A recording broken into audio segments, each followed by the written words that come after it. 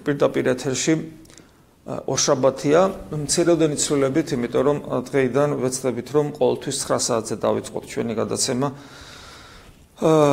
გადაცემაში ქრისტიანობა დღეს და ტრადიციულად როგორც აღდგომიდა მთელი 40 დღის განმავლობაში ვესალმებით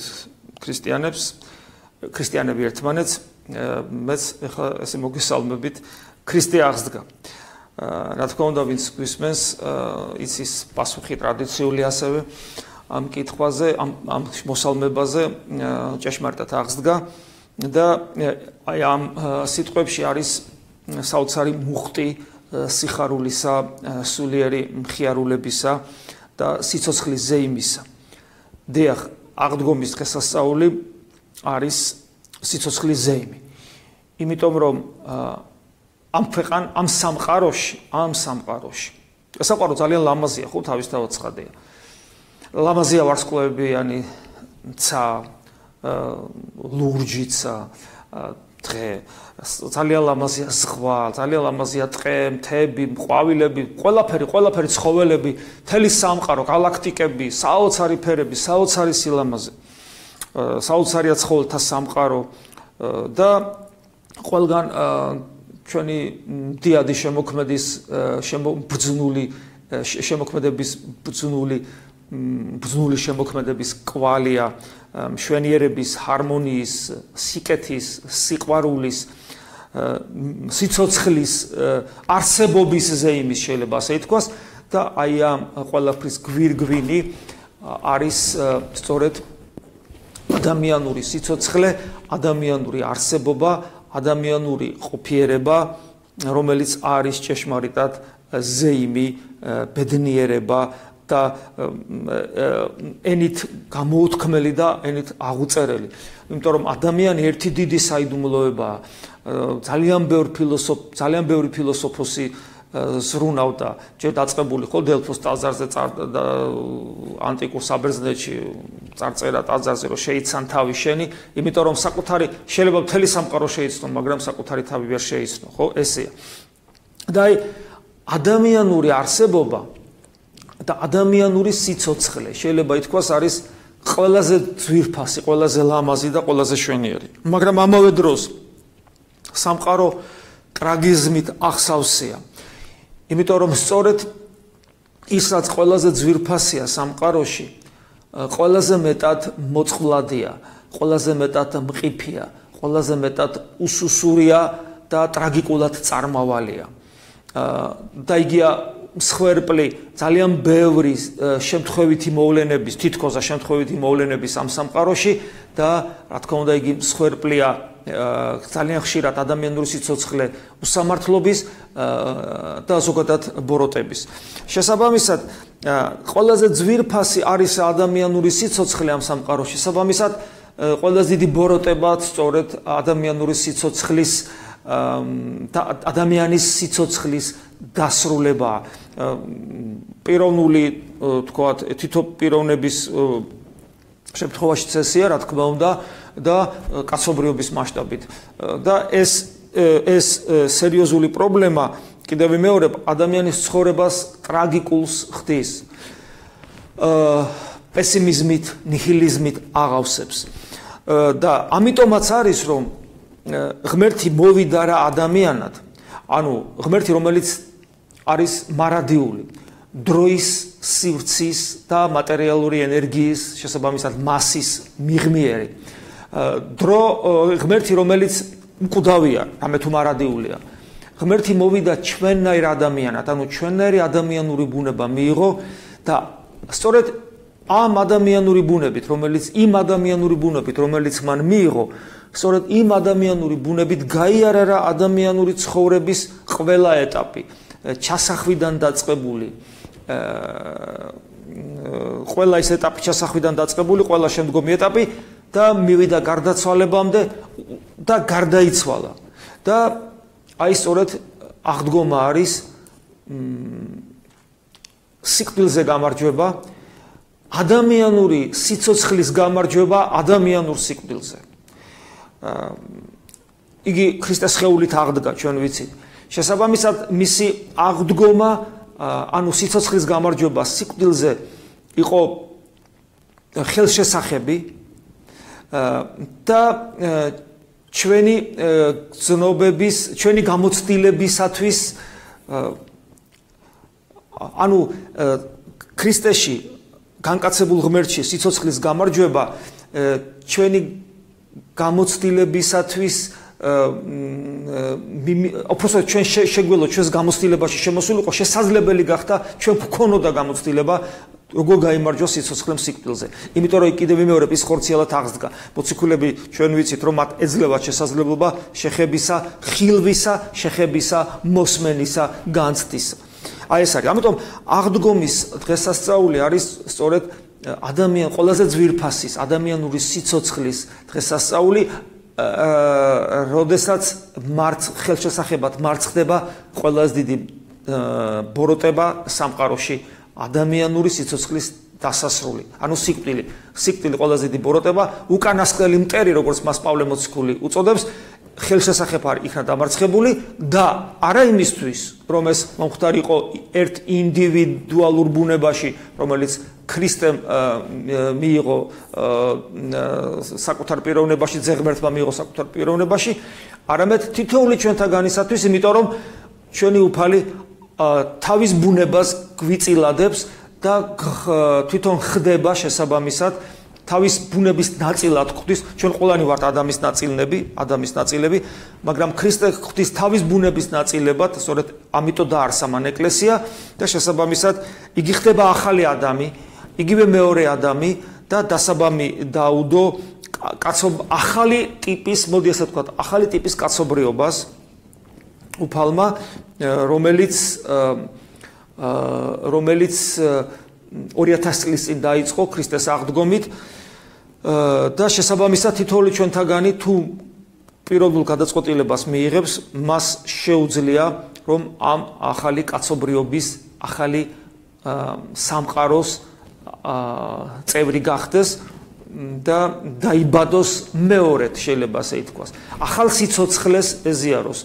სხვათა შორის პირველი ადამიდან შეიქმნა ევა. ევა, რომელიც ნიშნავს სიცოცხლეს და დაიწყო კაცობრიობამ გამრავლება. წამოვიდა სიცოცხლე, მაგრამ ეს სიცოცხლე, მთელი კაცობრიობა წამოსულია ადამიანის გვერდიდან. და სწორედ ახალი კაცობრიობაც სწორედ ახალი ადამიანის, მეორე ადამიანის გვერდიდან დაიბადა, როდესაც გახსოვთ ჯვარზე როგორ უგმირეს და იქიდან გარდა მოხდა სისხლი და წყალი, ანუ სიმბოლო ზიარებისა, სწორედ საიდანაც მომდინარეობს ზიარება, ჩვენ ბეზიარებით სწორედ ქრისტეს სისხლს და ხორცს და შესაბამისად აი წყალიც არის თქვა ჩვენ ვინც არის იმის გასაგონას ვამბობთ, როცა ჩვენ ზიარებით ზიარების ნივთიერებად, რომელიც უნდა გარდაისახოს უფლის სისხლად, გამოიყენება არა მხოლოდ ღვინო, არამედ ღვინო და წყალი. სწორედ იმის ნიშნად, რომ უფლის გვერდიდან გარდა მოხდა სისხლი და წყალი, ამავე დროს ორი საიდუმლოებაზე მინიშნება ნათლისღებაზე და ქრისტეს ხორცსა და სისხლთან ზიარებაზე და სწორედ ზიარებით, ანუ ეკლესიის დაარსებით, იმიტომ რომ ზიარების გარეშე და ნათლობის გარეშე, ნათლობით და ზიარებით შენდება ქრისტეს სხეული და ეკლესიით, ანუ ეკლესია ეს არის ქრისტეს სხეული, რომლის ცოცხალი ნაწილები ჩვენ ვართ და შესაბამისად ჩვენი სახით, ანუ ეკლესიის ცოცხალი უჯრედების სახით დასაბამი დაედო ახალ სიცოცხლეს, ახალ კაცობრიობას, რომელიც ისე როგორც თავიდან დაიწყო ადამიანის გვერდიდან, ეხლა დაიწყო ახალი ადამიანის გვერდიდან, როცა მას ვიცით ჯვარზე როგორც ვიცით უგმირეს. აი ეს არის, ანუ აღდგომის დღესასწაული ეს არის ადამიანური სიცოცხლის დღესასწაული. და ბუნებრივია თუ ადამიანი ამას გაიაზრებს, თუნდაც ინტელექტუალურად და ირწმუნებს, თუნდაც სულიერი გამოცდილების გარეშე, იმიტომ რომ ქრისტიანული ცხოვრება არის ცოდნა, რწმენა, როცა გარკვეული რწმენას მოაქვს გარკვეული ცოდნა, რწმენას მოაქვს ინფორმაცია, იმიტომ რომ თვითონ ქრისტიანული ღვთისმეტყველება ურწმուն ადამიანმა რო წაიკითხოს, რომელსაც არ წამს, ის მისთვის არა ცარიელ ფარატინა ფურცელად რჩება. ჩვენ როცა ვსაუბრობთ ქრისტიანულ ცოდნაზე, ამ სიტყვის დიდი გაგებით გულისხმობთ რწმენიდან გამომდინარე ცოდნას. ანუ ის რაც არის მოცემული, იმის მჯერა მე მწამს, რომ ეს არის ესე, მე მწამს, მამა ღმერთი მწამს, ძე ღმერთი მწამს, სულიწმინდა ღმერთი მწამს, ეკლესია მწამს, მარადიული სიცოცხლე, როგორც მწამშია აღწერილი. და ესე იგი ადამიანს რომელსაც წამს და ჯერ გამოცდილება არ აქვს შესაბამისად ანუ ჩანასახი აქვს რწმენისა იმისთვისაც კი ეს სიტყვები ქრისტე აღსდგა არის ძალიან დიდი სიხარულის მომნიჭებელი და ამიტომ მისი ამოძახილი ჭეშმარიტად აღსდგა ეს არის ის საოცრად დადებითი ამოძახილი რომელიც ადამიანის გულის გულიდან ამოდის და ამოდის იმიტომ რომ მას უხარია რომ სიცოცხლე გამარჯვებულია ყველაზე ძვირფასი რაც არის სამყაროში ადამიანური სიცოცხლე რომელიც თითოეულ ჩვენთაგანს აქვს ეს არის გამარჯვებული ანუ შეიძლება ითქვას რომ თითოეული ჩვენთაგანის პირადი მარადიული სიცოცხლე არის პოტენციაში მოცემული ჩვენთვის პრინციპში ღმერთისგან გარანტირებული ოღონდ ჩვენ უნდა ვეზიაროთ მას და ჩვენ უნდა მისკენ გადავდგათ ნაბიჯი და რაღა ვთქვათ ახლა იმ შემთხვევაზე როდესაც ადამიანი ადამიანს აქვს არამხოლოდ ჩანასახი რწმენისა როცა ვთქვათ მას ღვთის გამოცხადების ჯერა და დარწმუნებულია რომ ღვთის გამოცხადება რომელიც მას შინაგანად მიეცა ეს ნამდვილად ესე არამედ მას ცხოვრობს სწორი სულიერი ცხოვრებით მას ეძლევა შესაბამისი დასტური შინაგანი დასტური რომ ის რაც მან ირწმუნა ეს მართლაც ესეა აი პავლე მოციქულიასი ამბობს ვიცნობ იმას ვინც ვირწმუნე აი რომ წამს მამა ღმერთის ძე ღმერთის სულიწმინდა ღმერთის ეკლესიის და მე ჩემი გამოცდილებით ვიცი რომ არის მამა არის ძე არის სული სამ პიროვნება ერთარსება ღმერთი არის ეკლესია წამს ეკლესია ეს არცეთ რელიგიაში არ არის ხო რომ თქვა ორგანიზაციულად რაღაცა წამდეს ყველა რელიგიაში თქვა წამთ ღმერთის ხო მაგრამ ისე რომ იმ თქვა იმ სარწმუნოება რა რელიგიურ ორგანიზმს ქმნის ან ორგანიზაციას აბსურდია რაღაც გაუგებრობაა რომ ადამიანმა თქვას რომ მე წამს თქვა ამ ორგანიზაციის მაგრამ აი ქრისტიანობაში ჩვენ გვწამს ეკლესია წამს ეკლესია ეს უკვე იმას ნიშნავს რომ ეკლესია არ არის ორგანიზაცია და წეგან თქვი ხო შევეხე რა არის ეკლესია ეკლესია ეს არის ქრისტეს ღმერთის მიერ მიღებული ადამიანური სხეულის ნაწილი გაგრძელება შეიძლება ასე ითქვას იმიტომ რომ ქრისტეს ადამიანად მოსვლას ანუ ძეღმერთის განკაცებას უბრალოდ აზრი დაეკარგებოდა და ისტორიულ თქვათ წარსულში ჩაიკარგებოდა რომ არ დაეარსებინა მას ეკლესია და შესაბამისად ეკლესიაში ხდება ყოველივე ამის აი ჩვენი რწმენის რეალიზება რომ ის არ დარჩეს მშრალ სარწმუნოებად ჩანასახის მდგომარეობაში არამედ იქცეს ჩვენს პირად გამოცდილებად ეს ამის შესაძლებლობას იძლევა სწორედ ეკლესია რითაც ჩვენ ხვდებით ქრისტეს სხეულის ნაწილი. ამიტომ ეს პერიოდი სწორედ აი ამგვარი ზეიმის დღე არის შეიძლება ასე ითქვას, დღეებია შეიძლება ასე ითქვას და საერთოდ მთელი დიდ მარხვა 40 დღე იყო მომზადება აღდგომის დღესასწაულისათვის. გარდა ამისა 40 დღიან მარხვასა და აღდგომის დღესასწაულის შორის კიდე არსებობს ვნების შვიდეული. რითაც მთლიანობაში მარხვა 48 დღიანი ხდება. ვნების შვიდეული, რომელიც განსაკუთრებული დღეებია. კიდე ასევე შეიძლება ითქვას, რომ 40 წმინდა 40 ანუ მარხვის 40 დღე მომზადება არის ვნების შვიდეულისათვის. ვნების შვიდეული კიდე მომზადება არის აღდგომის დღესასწაულისათვის.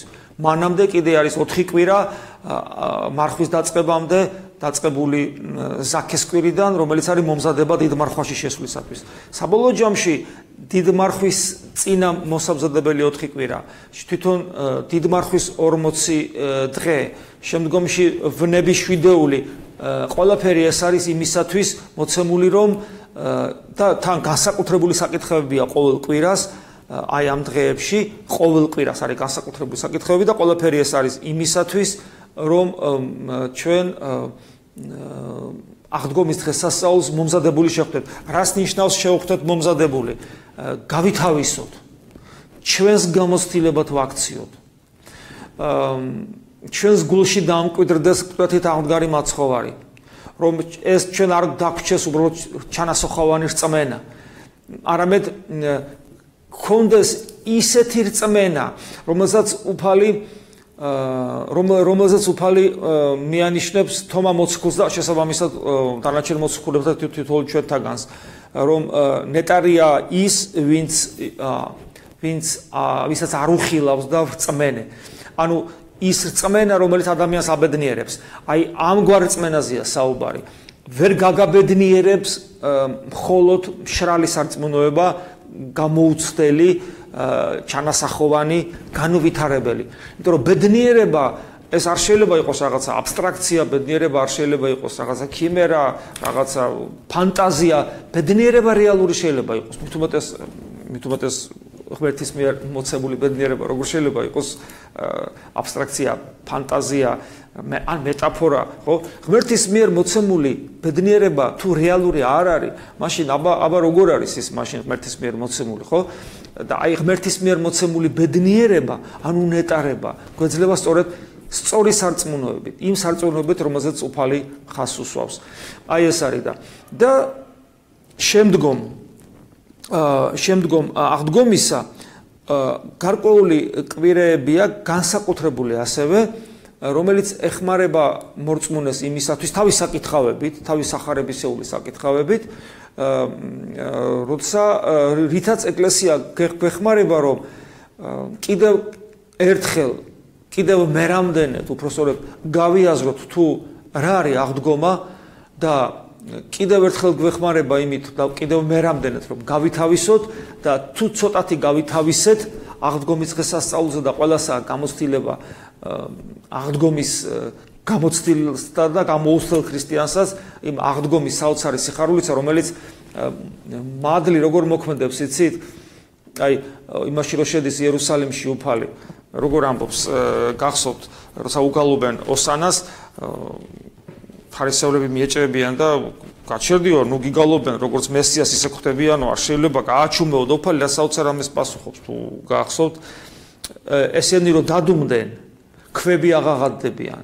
რას ნიშნავს? ეს ნიშნავს იმას, რომ უფალი ამბობს ამით, რომ ესენი რომ აღადებენ ამას, შეიძლება თავიანთი ბოლომდე გააზრებული არც კი აქვთ და გაცნობიერებული რას ამბობენ. მადლი მოქმედებს და მადლი ისეთი ძლიერია იქ, რომ ესენი რომ გაჩუმდნენ, ქვა დაიწყებს ლაპარაკს, ისე როგორც მაგალითად წარმართი წინასწარმეტყველის ვალაამის ვირმა დაიწყო ადამიანური ენით მეტყველება, როცა მადლი გადავიდა მასზე, ისე როგორც ქრისტეს კულელი მღვდელმთავარი წარმოგიდგენთ, ამაზე საშინელი ბოროტება რა არის, რომ ქრისტეს მოკვდინება უნდა და მოაკვდინებს მერე ხო ბოლოს და მასზე, იმიტომ რომ მღვდელმთავარი იყო, ანუ გაქვეებული გულია, ქვა, გული არ აქვს, ქვა გულის მაგივრად, იმიტომ რომ ქრისტეს იმეტებს მოსაკლავად და შესაბამისად, ნუ აბსოლუტურად უგრძნობელი გული აქვს, აბსოლუტურად ეს არის ფარისევლობის ყველაზე საშიში გამოვლინება, რომ გული კვდარია და ადამიანის გული და ქვა არის, გული კი აღარ არის და სიმართლეს იტყვის იქ წინასწარმეტყველებს, როგორც წმინდა წერილში წერია და ასევე თითოეული ჩვენთაგანის გულით ძალიან ხშირად სამწუხაროდ და ხშირ შემთხვევაშიც ქვად ქცეულია, იმიტომ რომ ჩვენ გვიჭირს განვიცადოთ სხვისი ტკივილი, თანაველმოთ მოყვასის ტკივილებს, თანაველმოთ მაცხოვრის ტკივილებს და შესაბამისად გვიჭირს უკვე თუ მაცხოვართან ერთად აიარე გოლგოთა ძალიან გაგიჭირდება, რომ ესე იგი მისი აღდგომაც გაეზიარო. სხვათა შორის წმინდა წერილში წესია, ღვთაებით აღდგარი მაცხოვარი მხოლოდ იმათ ეცხადება, წმინდა წერილში რასაც ვკითხულობთ, ვისაც მაცხოვარი სიცოცხლეში, როცა ის ჯერ კიდევ მათთან იყო უყვარდა და მხოლოდ მათ ეცხადება, არ ეცხადება პილატეს, არ ეცხადება მის ჯვარცმელ მთავრებს, იმ ჯარისკაცებს, ხო, არ ეცხადება იმათ, ვისაც ქრისტე უყვარდა და აი ჩვენი გული ძალიან ხშირად სწორედ აი ასე გაქვეებულია და მაინც მიუხედავად ამისა აღდგომის დღესასწაული ჩვენ ძალიან გვიხარია. და აი შემდეგი კვირეები გვეხმარება იმაში, რომ არ დავკარგოთ ეს სიხარული და სწორედ პირველი კვირა არის თომას კვირა და იქ კითხვაზე, აი როგორი რწმენა უნდა გქონდეს, ხო, ადამიანს, რომ იგი ბედნიერი იყოს, სწორედ ამ კითხვაზეა პასუხი. შემდეგი კვირა, ანუ ეხლა რომელშიც ვიმყოფებით, არის მენელსაცხებლე დედების კვირა და ჩვენ ვსწავლობთ თუ როგორი ქრისტე რომ ყათით აღდგარი ქრისტეს გამოცხადება რო გქონდეს გულში, როგორი უანგარო ერთგულება უნდა გქონდეს ქრისტესი, როგორი და მენელსაცხებლე დედების მსგავსი ერთგულება უნდა გქონდეს ქრისტესი, რომ ჩვენც ვიხილოთ ყათით აღდგარი მაცხოვარი. და ასე კიდე შემდეგი კვირა იქნება და ყოველ შემთხვევაში აი ამაღლებამდე ყოველი კვირა არის ჩვენი მასწავლებელი იმისა, თუ როგორ შევინარჩუნოთ ის სიხარული, რომელიც ყველამ ალბათ ვიგრძენით მიუხედავად ჩვენი გაქვეებული გულებისა აღდგომის დღესასწაულზე. როგორც მითხრეს ზარია პირდაპირ ეთერში. მამა, მაინტერესებს ერთი რაღაცა. აი თქვენეული ახსნა მაინტერესებს. აფხაზეთში მიმდინარე აი ამ მოვლენებზე ბრწყინვალეშვიდეულში წმინდანების გამოსახვა, რასთან შეიძლება იყოს დაკავშირებული ეს? მადლობა დიდი. ვერ გეტყვით. არა მაქვს ამაზე არანაირი პასუხი. მე უბრალოდ ზოგადად შემიძლია, ესე იგი ინფორმაცია ჩვენ არ შეიძლება სხვადასხვა ინფორმაცია გქონდეს, ჩვენ ეთყობა ერთი ინფორმაცია გვაქვს, რაც მასმედიაში გაჟღერდა. საერთოდ ხილული სასწაული, ხელშესახების სასწაული ყოველთვის სიფრთხილეს საჭიროებს და ნელთბილ დამოკიდებულებას. აი რწმენაში გულმხურვალები უნდა ვიყოთ. ღვთისძიებაში გულმხურვალები უნდა ვიყოთ, ქრისტეს სადმე ერთგულებაში გულმხურვალენი უნდა ვიყოთ, ქრისტეს მიბაძვაში გულმხურვალენი უნდა ვიყოთ, ქრისტეს მიმსგავსებაში გულმხურვალენი უნდა ვიყოთ, ლოცვაში სულით მდუღარენი უნდა ვიყოთ. გესმით? მაგრამ ხილულ სასწაულებში უნდა ვიყოთ ნელთბილი. არც უარყოთ, არც მივიღოთ. რატომ? იმიტომ რომ ხილულ სასწაულს პრინციპული მნიშვნელობა სარწმუნოებრივი თვალსაზრისით არ აქვს. ეს არის ძალიან მნიშვნელოვანი. რა თქმა უნდა, იქ თქვათ, სადაც ხდება ესა თუ ის ხილული სასწაული, ძალიან დიდი მნიშვნელობა აქვს იმ ადამიანებში, რას იწვევს ეს. თუ ღვთისგან არის ესეთი სასწაული, ღვთისგან თუ არის, ხო? იმიტომ რომ მატერიალურ სამყაროში რაღაც თქვათ პროცესების მატერიალური სამყაროს კანონების შესაბამისად კორპორული პროცესებში ცვლილების შეტანა ეშმაკსაც შეუძლია. ეს არის ესე. ამიტომ ჩვენ ყოველთვის ნაყოფის მიხედვით უნდა ვიმსჯელოთ. როგორი ნაყოფი აქვს იქ თქვათ адам თუ ვინმეში ან გარკვეულ ჯგუფში ადამიანებში ამ ასეთი მოვლენები აღძრავს უფრო მეტი სულიერი ცხოვრების სურვილს, ქრისტესადმი უფრო მეტი ერთგულების სურვილს. შეიძლება ჩავთვალოთ, რომ თქვათ ეს მოვლენა ღვთისგან არის. ჩვენ რომლებიც შორს ავართ ამ თქვათ მოვლენიდან ვერაფერ დასკვნას ვერ გამოვიტანთ. ეხლა შეიძლება ადამიანს რწმენა საერთოდ არ ქონდეს და რაღაცა თქვათ რწმენაში მოვიდეს აქედან გამომდინარე, მაგრამ თავარი არის ის, რაზე ჩვენ საუბრობთ. რაზე ვსაუბრობთ, რომ ღმერთი მოვიდა ადამიანად თავის ნაწილად მხდის და მე უნდა გავხდე მისი ნაწილი. ამით გავხდე ეკლესიის, ანუ ქრისტეს სხეულის ცოცხალი ნაწილი. ჩვენ უნდა ვიცოდეთ, რომ ეკლესია პრინციპში იგივე ქრისტეა. ოღონ უпроსორეთ რა გაგებით იგივე ქრისტე. ეკლესია რა არის? ეკლესია არის ადამიანებისა და ღმერთის ერთობა, რომელიც იყო სამოთხეში, რომელიც დაირღვა და ქრისტემ თქვა, მე დავაარსებ ჩემ ეკლესიას და რომ დაარსა ეკლესია ქრისტემ, სწორედ მაშინ დაიწყო ახალი ერას კაცობრიობის ისტორიაში, როცა კვლავ მოხდა ადამიანებისა და ღმერთის ერთობა. ეს ერთობა იმდენად სისხორცეულია, რომ ჩვენ ქრისტეს სხეულად ვიწოდებით, იმიტომ რომ ჩვენ ვიღებთ მის სის და ხორცს, გესმით? ეს არის ყველაზე მთავარი. ეს ყველაფერი არა ფორმალურად აღსრულებული, არამედ იმან რეალურად უნდა გაცნობიერებული ვაკეთებდეთ ამას და რეალურად უნდა შეცვალოს ჩვენი ცხოვრება, რეალურად უნდა დავიბადოთ ჩვენ ახალ ადამიანად. ეს იმას ნიშნავს, რომ ჩვენ რეალურად უნდა დავემსგავსოთ ქრისტეს. ეს იმას ნიშნავს, რომ ჩვენ ყველა ადამიანს ქრისტეს თვალებით უნდა უყუროთ. აქეთკენ, ანუ მე რას ვამბობ, ეხლა კი არ ვართ ესეთები. ამ მიმართულებით უნდა ვიზრუნოთ, ვიმუშაოთ, ვიფიქროთ, ვიაროთ და ეს ყველაფერი გამოიწვევს იმას, რომ ჩვენი გული გახდება სავანე ყოვლადწმინდა სამებისა. ჩვენს გულში დამკვიდრდება მამა ღმერთი, ძე ღმერთი, სულიწმინდა ღმერთი, როგორც გვასწავლის იოანეს სახარება. გესმით, ამაზე დიდი სასწაული, რომ სამყარო შემოქმედი შენს პაწაწინა გულში მკვიდრდება. ამაზე მეტი სასწაული რა უნდა იყოს? ქრისტიანი, როცა სწორად იყურება და ღმერთს სწორად ეძებს, სხვა რაღაცაზე აქცენტებს აღარ აკეთებს, სხვა სასწაულს აღარ ეძებს, ხოლო თუ რამე ხდება, ნელთბილი დამოკიდებულება აქვს და ნაყოფი როგორი გამოიღო. თუ გავიგერო, სადაც ეს მოხდა, ისინი უფრო კაი ქრისტიანები გახდნენ, თუ არ იყვნენ მანამდე და თუ იყვნენ, კიდევ უფრო გულმხურვალენი გახდნენ, ხო, ესე კი ღვთისგანყოფილა. და რაც შეეხება ზოგი ფიქრობს, რომ თქვა რაღაც პოლიტიკური წინასწარმეტყველებები დაიწყოს ეკლესიამ, ამას არავის არ ურჩევთ, იმიტომ რომ ჩვენ ყოველში ჩემთვის ღმერთს არ მოუწია ამგვარი წინასწარმეტყველების ნიჭი და ვერაფერს ვერ გეტყვით. როგორც მითხეს ზარია პირდაპირ ეთერში.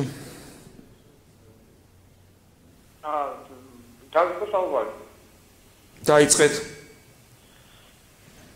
დავანაცვლეთ მამაცაოდორები. ქრისტე აღსდგა. ჭეშმარიტად აღსდგა, მამა.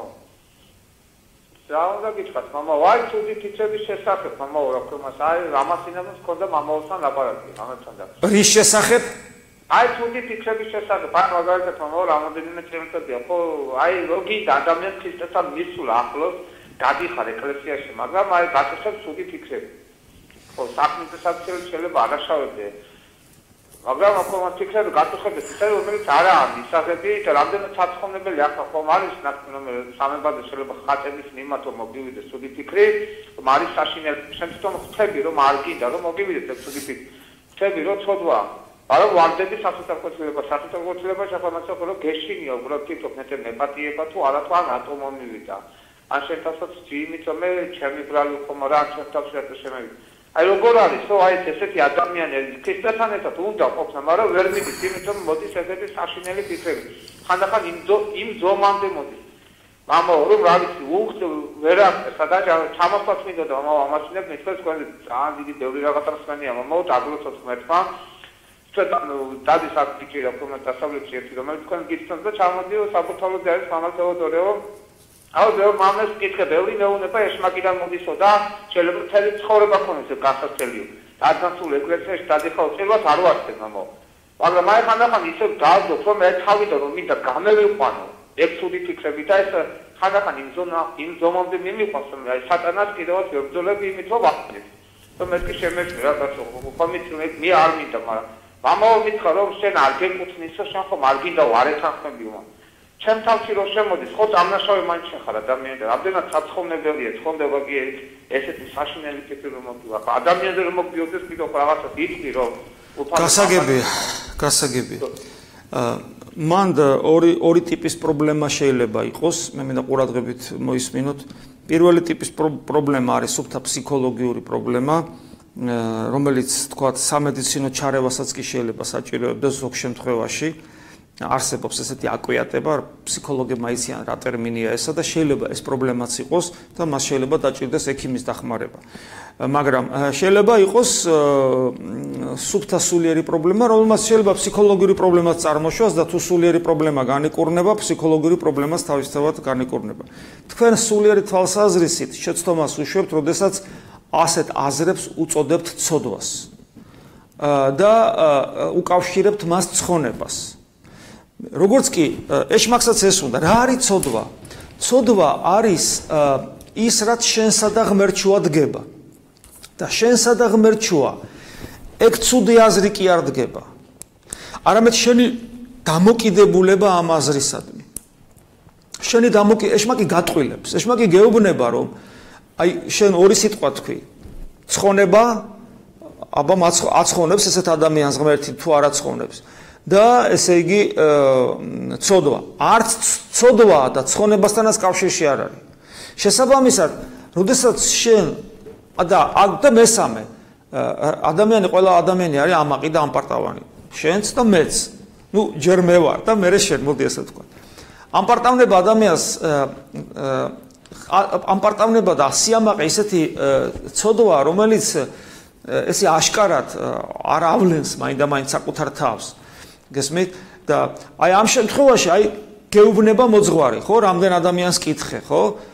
და ეხლა მეც გიდასტურებ და უერთდები იმ მოძღვრებს. გეუბნები რომ ეგ არ არის შენი ცოდვა და არანაირი კავშირი ამ აზრებს ამ შემთხვევაში შენს ცხონებასთან საერთოდ არ აქვს. ცოდვად იქცევა ის მაშინ, როდესაც შენ იწყებ მასთან ბრძოლას და ზურგს აქცევ ქრისტეს. ანუ იმის მაგირად რომ შენ ქრისტესკენ იყურო, ამბობ რომ მე რა ღირსი ვარ, ესეთი აზრები მაქვს და ზურგს აქცევ ქრისტეს და ამ აზრებთან მოდიხარ ჭიდილში. ეს დაახლოებით ითი რას აგავს? აი ქუჩაში რომ გახვიდე და ძაღლი გამოგეკიდოს. და იმის მაგივრად რომ ან ხეზე აზური, ან სადღაც ოთახში შეხვიდე, ან ისეთ ადგილას მიხვიდე, სადაც ძაღლი ვერ მოგწდება, იმის მაგივრად მოტრიალდები და ძაღლის სანამ გეცემა ძაღლის კბილების დათვალიერებას დაწყებ, აბა როგორი კბილები აქვს და როგორი ძლიერი ყბები აქვს. გესმის საქმე არ აგაქვს შენ ძაღლთან, შენ უნდა გაეცალო იმ ძაღლს. და გაცლა ხდება ესე, არ აქცევ ყურადღებას, იჯერებ ეკლესიის სიტყვას, იმიტომ რომ ეს არც მამა თეოდორეს სიტყვა და არც იმ მოძღვრების სიტყვა შეგით რომ ამას დიდი გამოცდილი, დიდი წმინდა მოძღვრები გვასწავლიან, რომ ეს არ არის შენი ცოდვა, მაგალითად ერთ-ერთი ათონელი მამა ესე ამბობს. იგივე პრობლემით მივიდა, რა პრობლემითაც შენ საუბრობ, მოხვედი ახლა შემოხვედი ეთერში და იგივე პრობლემა კითხეს ერთ-ერთ მამას და ის მამა ესეთ რამეს პასუხობს, აღარ მახსოვს რომელიღაცა დიდი მამა არის ათონელი, რომ თანამედროვე რომ მე-20 საუკუნის რომ ესე იგი აი მე რომ ლოცულობ ამ ადგილასო თვითმფრინავები ხანდახან გადაიფრენენ, გადმოიფრენენო და ისო მე ხანდახან ხელს მიშესო მათი ხმა, ხო რაღაცა თვითმფრინავის ხმა რომ ესმის და მაგრამ მე მათ ყურადღებას არ ვაქცევდა, იმიტომ რომ ცოდვაში არ მეთვლება ის ხმა, თორე რაც მე ყურადღებას მიაქცევ თვითმფრინავს და მე თუმეტეს თუ ქვების როლას დაუწყებ. რა თქმა უნდა მოწყდები შენ ლოცვას, თავისთავად ცხადია. ჩათვალე რომ ეს არის რაღაცა ესე იგი მოზუზუნე რაღაცა ფრინავი რაღაცა აზრები, რომელიც რა თქმა უნდა ბოროტისგან არის.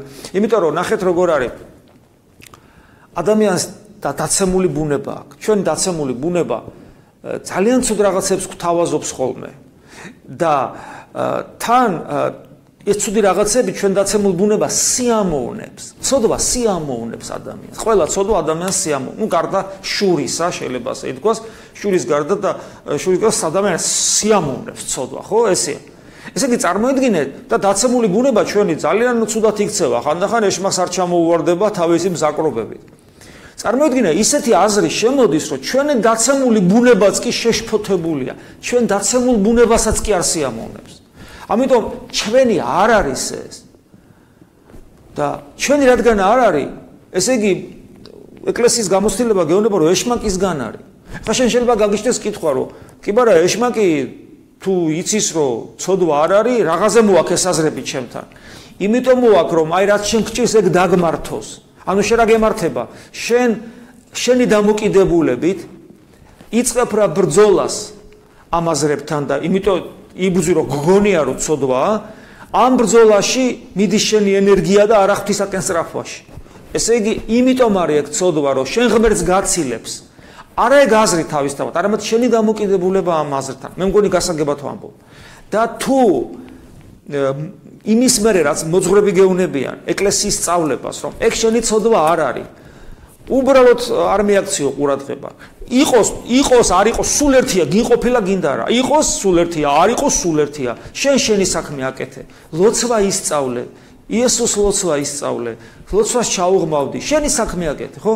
და თუ შენ ამას არ დაიჯერებ, თუ შენ ამას ეკლესიის სიტყვას ყურადღებას არ მიაქცევ, ხო? მაშინ გამოდის, რომ შენ კაცო ამპარტავანი კაცი ყოფილიყარ და ურჩი და ეკლესიას არ უჯერებ და აი ცოდვა სწორედ აქ გაჩნდება ნამდვილი ცოდვა, გესმით? ამიტომ არის, რომ ეს ძალიან მნიშვნელოვანია გვახსოვდეს, რომ ეშმაკი არის ძალიან მზაკვარი და ის ატყილებს ადამიანებს. თავიდან ის ჩვენს უცოდინრობით და გულუბრყვილობით სარგებლობს და მე ჩვენ უკვე ჩვენი სიამაყითა და ესე იგი პატივმოყვარეობითა და ამპარტავნებითაც. ღმერთი შეგეწიოთ და ოღონდ ერთი რამე იცოდეთ, რომ თუ თქვენ დღევანდელი დღიდან დაიწყებთ სწორად მოქმედებას და ყურადღებას არ მიაქცევთ, მაშინ დაიწყება თქვენი განკურნების პროცესი, ოღონდ უცებ არ იქნება. თათოთ ნებისმიერი რაღაცა რაც შემოგეჩვევა, უცებ არ იქნება, ხო? ბევრჯერ დაგლიჯა იმ ძაღლმა და ეხლა ჭრილობები გაქვს. ამიტომ გარკვეული დროის მერე ნელა-ნელა ყველაფერი დამარცხდება. აი ესეა. ესე იგი ჩვენ საუბრობდით იმ დღესაც აზარია, ისევ ზარია პირდაპირ ეთერში. რამოდენიმე წელია აღსარებელი და მაზიარებელი ვარ და თუ უცილებელია აღსარებაში მოვისმინე ის ძველი წოდები, სანამ აღსარებელი არ ვიყავი და მაზიარებელი და უცილებელია თუ რა მათი მოხსენება. მოდი ასე ვთქვათ. ადამიანი, რომელიც ქრისტესთან მიდის, პირველი რასაც აკეთებს. ანუ პირველი ნაბეჯი ქრისტესთან მისასვლელად არის დაწყება სინანულისა. სინანული არ არის ერთჯერადი აქტი. სინანული არის პროცესი. ეს სინანულის პროცესის დასაწყისით იწყება ქრისტიანული ცხოვრება. ადამიანი მოუნათლ აი ზოგი შეცდომას უშვებს, არ არის თქვა დასრულ ასაკში, თქვა არის 40 წლის, 35 წლის, 20 წლის, რა ვიცი. არ არის მონათლული. და ინათლება. ზოგი უშვებს შეცდომას, ფიქრობს, რომ მას აღსარება არ ჭირდება. ეს არის სერიოზული შეცდომა. ადამიანი სანამ მოინათლება, მან აუცილებლად უნდა თქვას აღსარებები, აღსარებაც არა, აღსარებებიც. იმიტომ რომ ხშირად ერთი აღსარება არ არის ხოლმე საკმარისი, რომ აღსარებასაც სწავლა უნდა. ანუ ადამიანმა უნდა დაიწყოს ქრისტიანული ცხოვრება და მერე მოინათლოს და ქრისტიანული ცხოვრება შეუძლებელია, არ არსებობს სინანულის გარეშე. და სინანულის გარეგანი ერთ-ერთი, სინანულის ძალიან ბევრი გამოვლინებაა გარეგანი.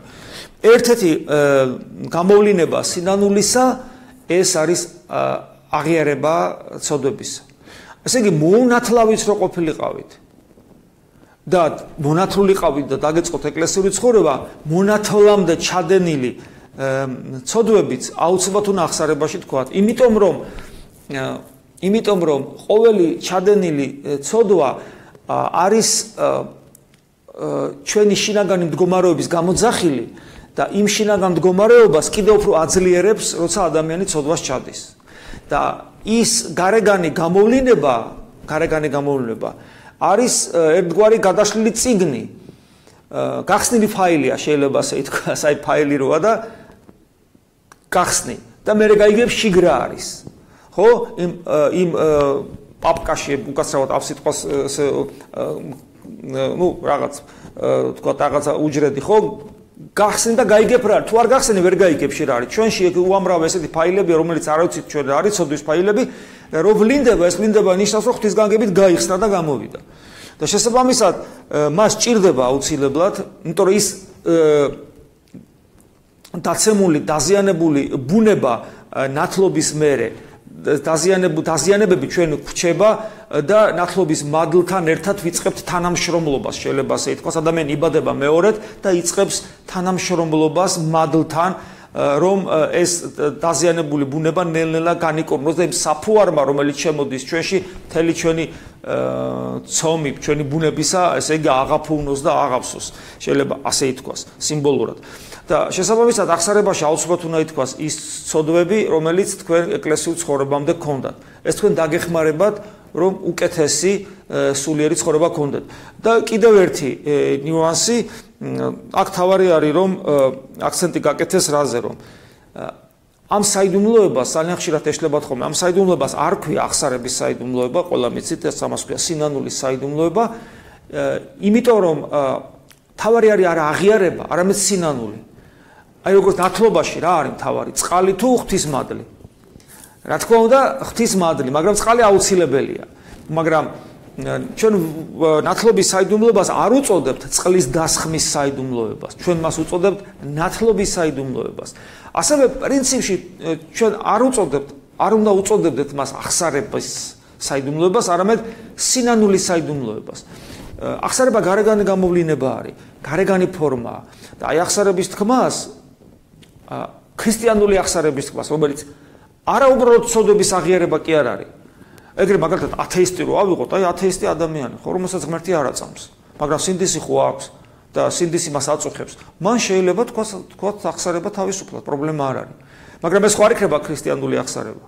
შესაბამისად, ჩვენ გვინდა რომ ვთქვათ, გქონდეს ქრისტიანული აღსარება, ესე იგი უნდა გქონდეს სინანული და სინანულის რაობა უნდა ვიცოდეთ რა არის და შესაბამისად უკვე მივხვდებით აღსარება როგორ ითქვას.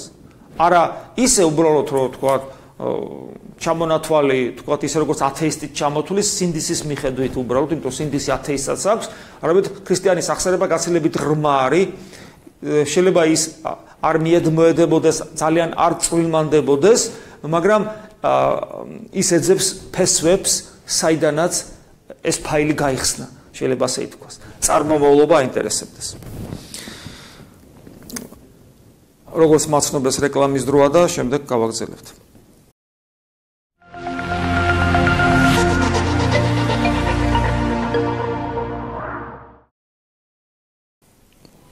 ჩვენ კვლავ პირდაპირ ეთერში ვართ რეკლამის მერე, გადაცემაში ქრისტიანობა დღეს და ჩვენ საუბრობდით გარდა შემოსული კითხვებისა, საუბრობდით აღდგომის შესახებ, თუ რა დიდებული დღესასწაულია ეს და რომ სიცოცხლის ზეიმია და ეკლესია როგორც ცდილობს რომ გაგვიხანგრძლივოს აღდგომის დღესასწაული განცდის თვალსაზრისით და კიდევ უფრო მეტად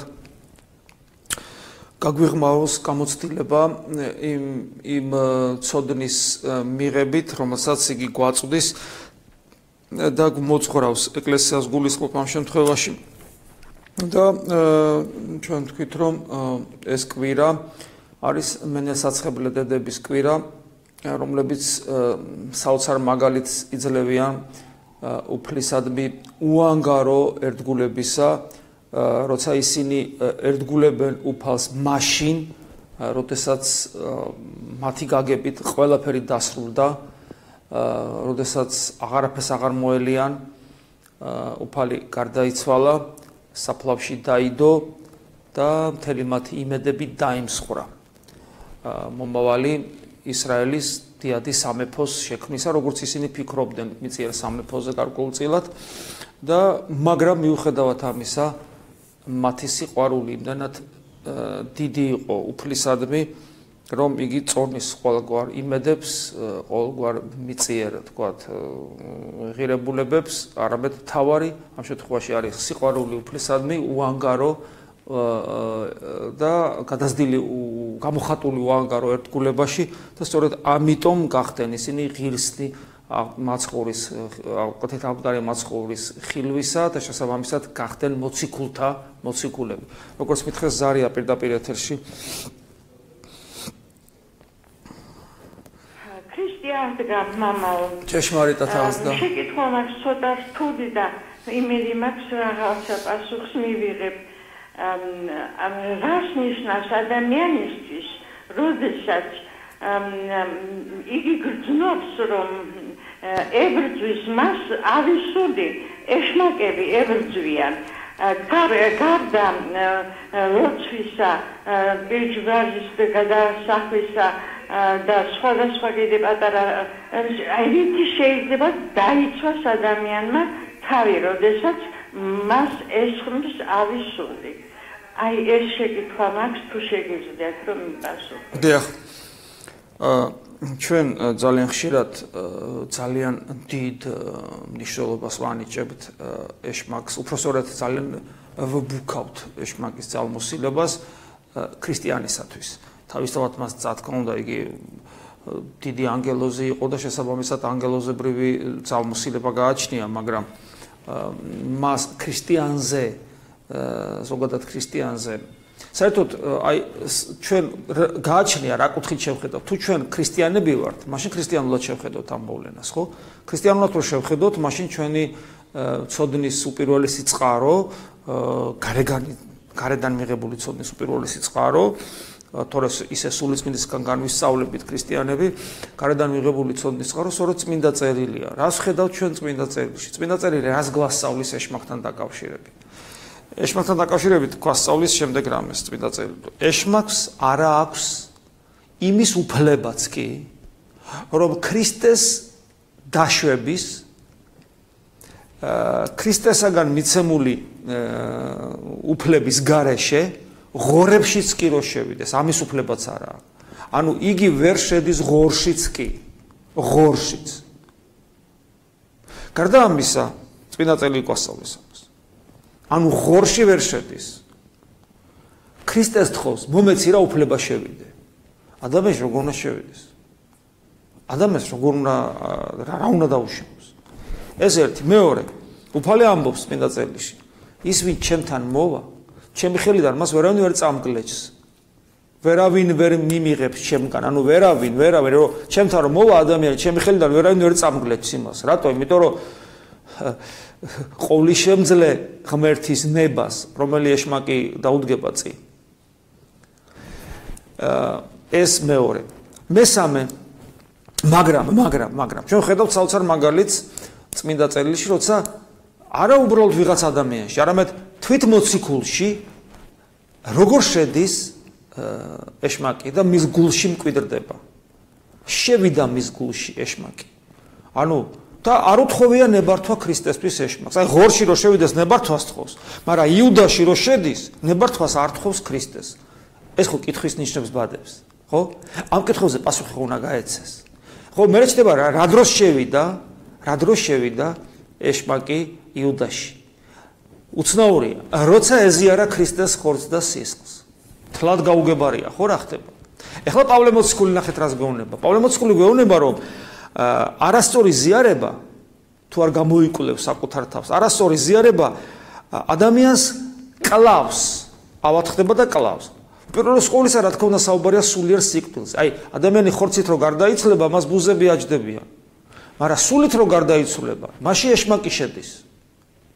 ესე იგი, იუდა მოკვდა სულიერად, მაშინ როცა ცხოველს ყოფილ საიდუმლოებას ეზიარა ქრისტეს ხორცსა და სისხლს. იმიტომ რომ არასწორად ეზიარა და უკვე იჩნდება მთელი უკვე დიდი კითხვის ნიშანი, რომელიც ჩვენ გვაიძულებს, რომ ქრისტიანობა არ გავამარტივოთ ლოცვების წაკითხვამდე. ადამიანი თქვენ თქვით რომ ლოცვებს კითხულობს. რას ნიშნავს ლოცვებს კითხულობ? თქვენ თქვით რომ ლოცულობთ. რას ნიშნავს ადამიანი ლოცულობს? ადამიანი რომელიც წმინდა მამათა დაწერილ უძვირფასეს სიტყვებს კითხულობს. არის თუ არა ეს ლოცვა? და არ არის ეს ლოცვა. არ არის ეს ლოცვა. ეს წმინდა მამათა მოცემული ლოცვები, რომელიც ჩვენ დილის, საღამოს, ზიარების წინა ლოცვებში გვაქვს მოცემული, ეს არის შესაძლებლობა, რომ ჩვენ ღმერთთან დიალოგი შევდოთ. მხოლოდ შესაძლებლობა. ლოცვას სწავლა ჭირდება. ზიარება, ანუ იმ საიდუმლოების მიახლება, ევქარისტიული საიდუმლოება, რასაც ქვია წირვაზე. ქრისტეს ხორცსა და სისხლის მიღება. ქრისტეს ხორცისა და სისხლის მიღება არის კვლავ შესაძლებლობა ქრისტესთან ერთობისა. ესმით, რა არის ჩემთვის ეკლესია? ჩემთვის ეკლესია ჩემი რელიგიური გზნობების დაკმაყოფილების საშუალებაა, პირადი სათხოვარების თქვათ განცხადების საშუალებაა, პირადი დახმარების მიღების შესაძლებლობაა, თუ ქრისტეს სხეულის ნაწილად გადაქცევა. აი როცა ადამიანი ხდება ქრისტეს სხეული, იუდა ვერ გახდა, ეზიარა, მაგრამ ვერ გახდა ქრისტეს სხეულის ნაწილი. როცა ადამიანი ხდება ქრისტეს სხეულის ნაწილი, ანუ ჭეშმარიტად ცოცხალი უჯრედი ეკლესიისა, მას ვერანაირი ბოროტი ძალა ვერ მოქმედებს. ასე რომ ეს გავითვალისწინოთ და ყველა პრობლემა გვარდება, როცა ადამიანი სწორედ სულიერი ცხოვრებით ცხოვრობს, რომელიც არ დაიყვანება გარეგან ეკლესიურობამდე. ადამიანი შინაგანი ეკლესიური უნდა გახდეს, ანუ წესების შემსრულებელი კი არა, უბრალოდ არამედ ცოცხალი უჯრედი ქრისტეს ეკლესიისა. ანუ მან უნდა გაიაზროს, რას ნიშნავს რომ ხარ ქრისტიანი და რას ნიშნავს რომ ხარ ეკლესიის წევრი. ამ კითხვებზე პასუხის გაცემის გარეშე აბსოლუტურად შეუძლებელია რომ ადამიანი სწორესულიერად ვითარდებოდეს, ქრისტესთან იყოს და შესაბამისად დაცული იყოს მერე ეშმაკისგან. თორე ეშმაკი ქრისტიანს რას უზავს? ღორს ვერაფერს ვერ უშვება. ზარია პირდაპირ ეთერში როგორც მითხრეს.